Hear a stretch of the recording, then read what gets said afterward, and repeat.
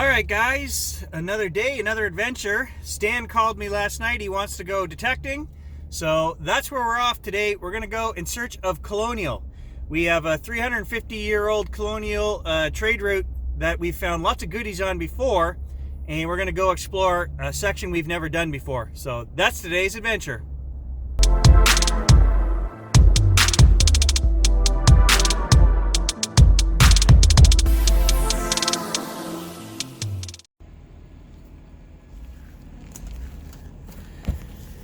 So our journey starts here on a 1910 road that goes up into the forest, and it will eventually hit a road from 1853, which was part of the old colonial trade route even before that.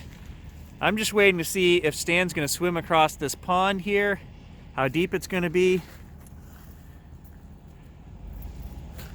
Dude, we're not in Peru. You need a machete? What? We're going in the bush, my friend. Oh geez, what did I sign up for here? You're bushwhacking. Yeah, we're whacking, guys. All day, you said. I'm good, all day. Let's do it.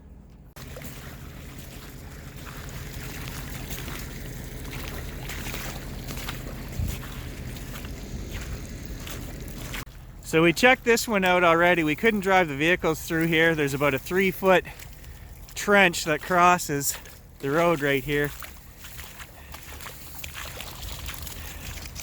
Sammy's gonna jump it. Go, Sam, go, buddy, go, do it. Come on, so right here, there's no way we'd get through that one.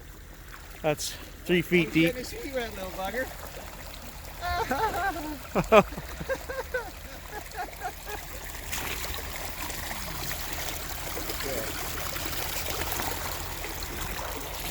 Hit that gravel pile.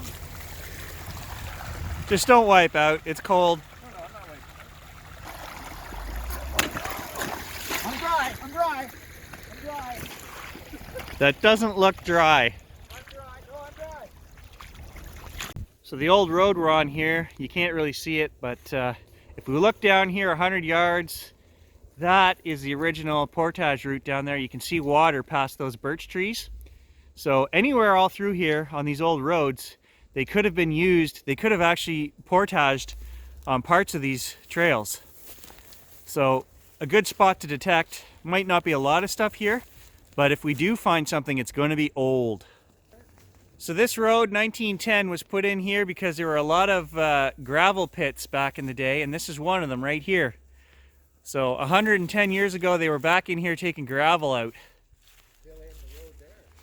So we talked about it in a previous video, guys. The portage comes straight through there, and 300 years ago, Stan and I showed you in a previous video, he found like a pier over there underneath that fallen down tree. It's like a rock corral system. What do you think that is, Stan? It looks like it was excavated on both sides, dredged out for something that floats. This used to be a lake here that was about 8-10 feet deep. 300 years ago it was. 300 years ago. Yeah. And they used the water from here to flood the portages by control of a dam at the back, which is no longer there. So they would let the water out if the water level was low in the portage. And, you know. It sounds extensive, but we have found British engineering buttons in our hunts out here. So we know there was a core of British engineers here. So there might be something more to Stan's theory. It's a theory that I got from other now past senior historians, so that it's a good theory. Well, then it definitely holds more water, Stan. It definitely holds more traditional knowledge. This is absolutely amazing. You see the size of that tree right there? That's a 200-year-old tree, and it's growing out of this pier. So we also had the idea that maybe loggers 100 and some years ago built this pier, but because of the size of this tree, that tells us no, this pier has been here a lot longer than that, and it's all piled stone, man-made. Look at this. Nobody else knows this is here. That is definitely a man-made pier. And you look at the size of that tree coming out of there, guys, there's got to be some colonial treasures right around this pier.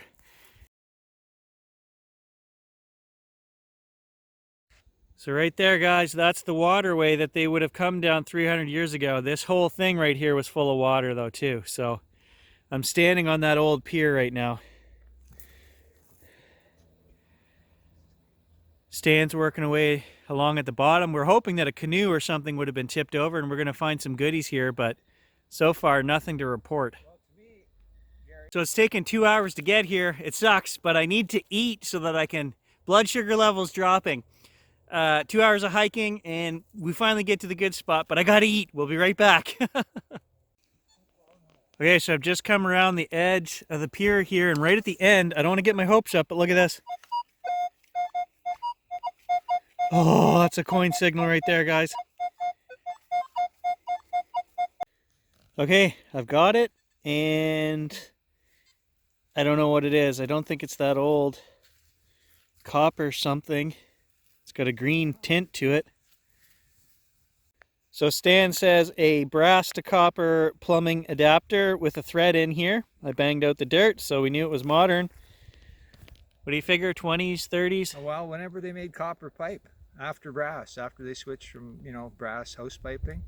My house was built... What the hell is that doing out here in the middle of the swamp? My house was built in 33 and it still had some brass piping in it. So it was built in the 30s. Yeah, but what's it doing out here in the middle of the swamp, Stan? Riddle me that. Not gonna lie, guys, that was disappointing. Out here in the middle of the swamp in a colonial era spot, 1920, 1930 plumbing. What the hell? I can't answer that. We're like 5 miles from the nearest building of any kind. We just hiked 2 hours through the bush to get here, so I don't know. I'm just swinging under the big tree here, and I see a little skull of something. What is this? Oh, a beaver. A little baby beaver. Look at that. That's cool.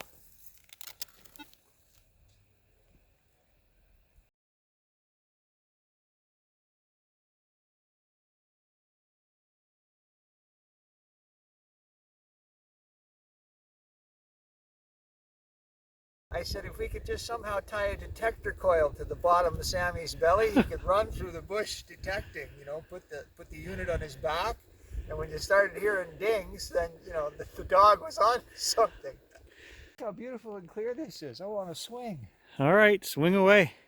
It does have that old feel to it.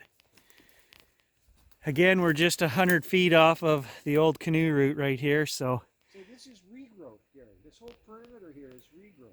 Like, it's not old. All right, made in Canada, Dominion Canuck. That's probably 1950s. In very good shape for the age of it. What do you got? Looks like a logging artifact. I'd say hand hammered if you look at the flattening of it. And it's old, late 1800s. Yeah, an old logging chain. Some sort, tied to a log, broke off, hammered into, you know, whatever. But that's an old hand one. Don't get me wrong, I love going with Stan. I see country I wouldn't otherwise see. But I walk and I walk and I walk and I find old shell casings, and that's about it. In search of these colonial treasures, we do more walking and swinging than actual finding. But when we do find something, if you guys go back and watch the colonial videos we have on the channel, we have some amazing finds on there. Anyway, you might have to check those out. Stan assures me we're coming up to something good here, but if I were you, I'd go back and check out those other videos. So I just found another shell here. I believe it's a Dominion as well. But I wanted to show you guys, it's got crimping around the outside. Normal shells have the ring like this. So that's probably 1920s or even earlier. Okay, correction. So this one is 12 gauge. Dominion, export, and then Canada above it. So we don't know if that's an old British shell that they were exporting to Canada at the time. But those crimp marks, I have found another one like that. I know it's old.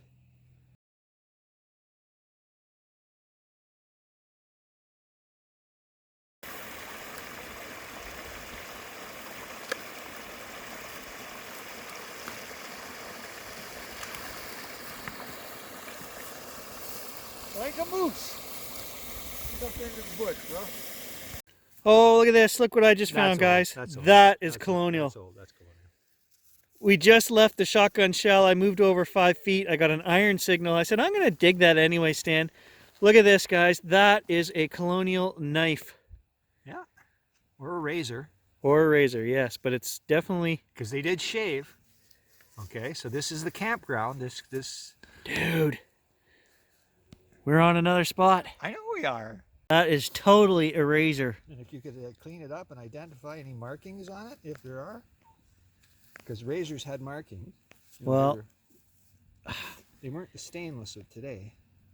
We're on it. Get digging. So unless you guys are diehards of my channel, you won't recognize or remember this. But in a video we made a year ago, I'm going to show you guys the creek is behind me, right down there. Stan and I walked in 3 miles from the other direction, and we stopped on the other bank of the creek. And in that video, I found a 350-year-old colonial red coat pocket knife on the bank on the far side. We didn't come to this side. Since then, Stan has come back and he found that old axe head. We think there's another camping spot or an area that maybe this is where they overnighted. This is where a couple portage routes join together, so we're going to dig. 1700s British colonial knife. I dug one of these the other day in the last video.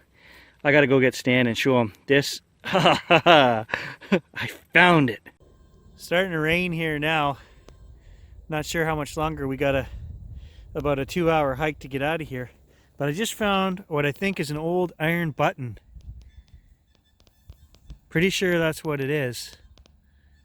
I mean, with iron, it's hard to tell how old they are, but definitely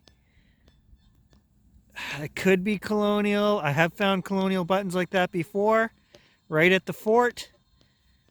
I don't know. So you can see the end of it right there. Definitely an iron button.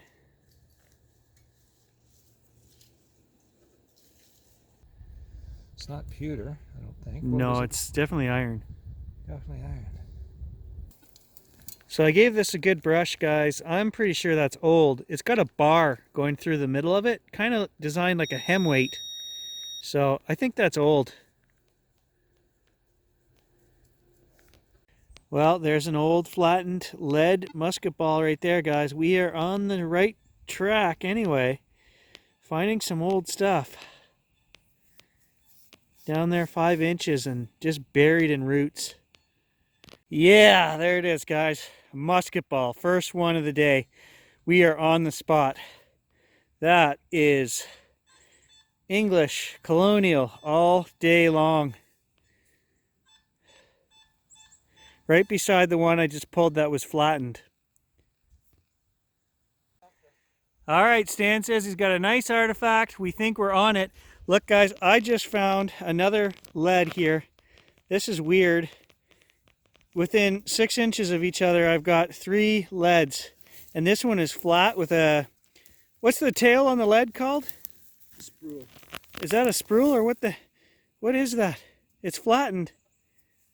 I don't know. It's melted or flattened or something. Fucked up. Sorry, that's screwed up.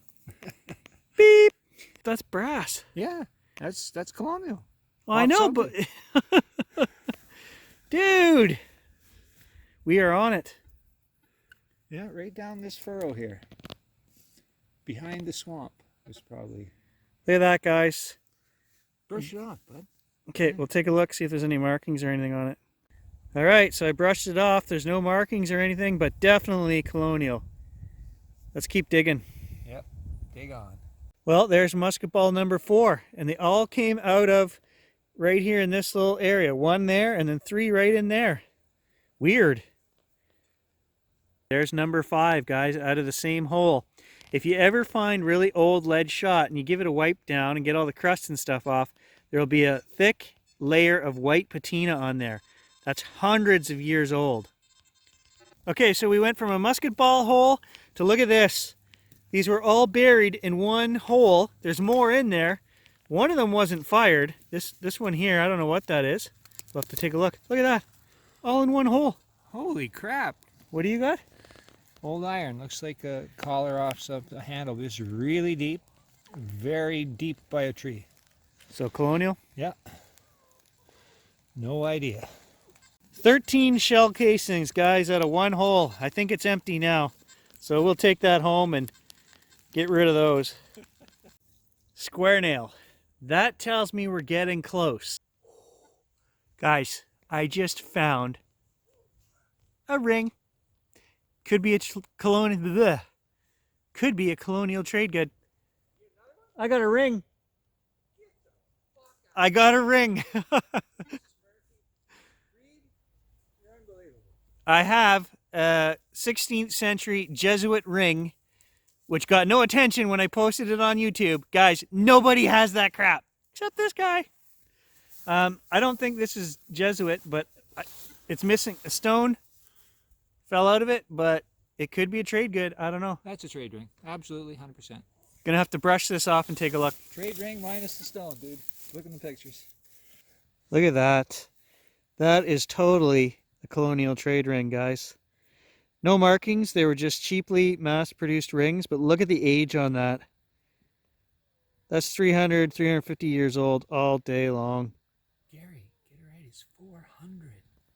The trade Well, started it could be 400. It could be up to 400 years old. Stan's right. It could be.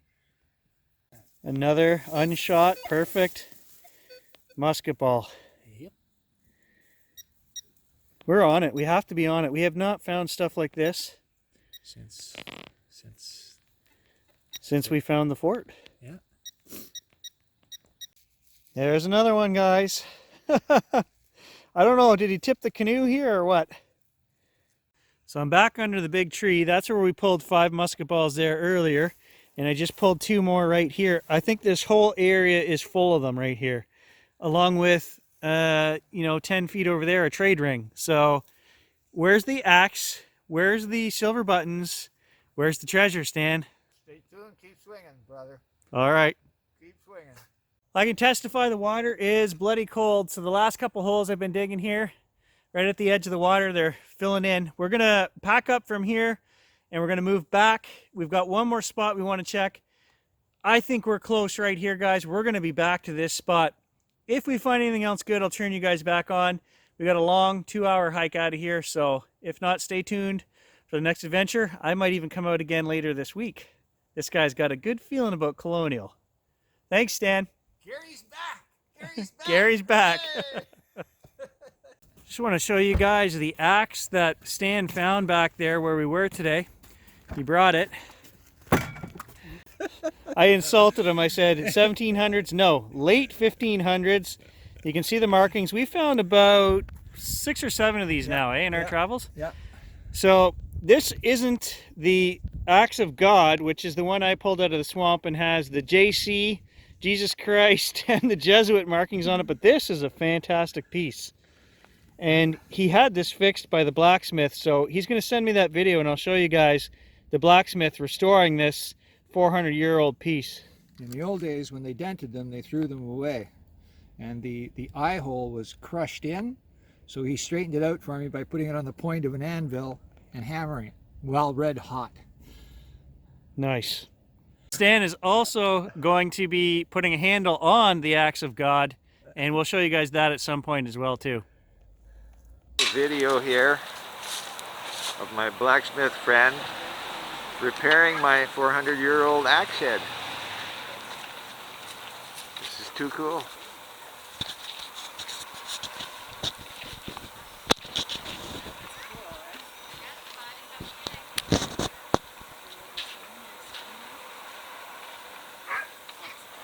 Awesome. The old axe head, old school repair. Red hot. Red hot. Look, see? Puts it on the anvil. End of the anvil's pointed. Brings everything back to, you can shape it the way he likes it. Totally cool, bro. I may become a blacksmith instead of a snowbird. Just stay warm by the forge, you know? You do. It's You often have some heat in your shop, but Yeah, the yeah. forge